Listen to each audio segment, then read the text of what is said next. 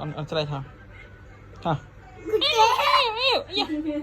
bạn này ông ơi này nè cầm tí đây nó lừa mấy con nhỏ này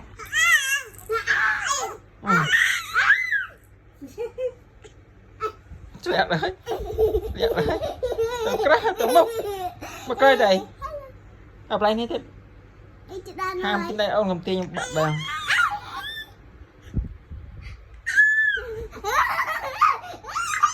no khăm đây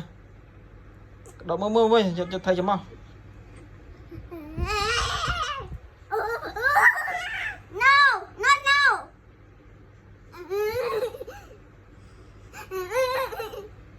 thầy trung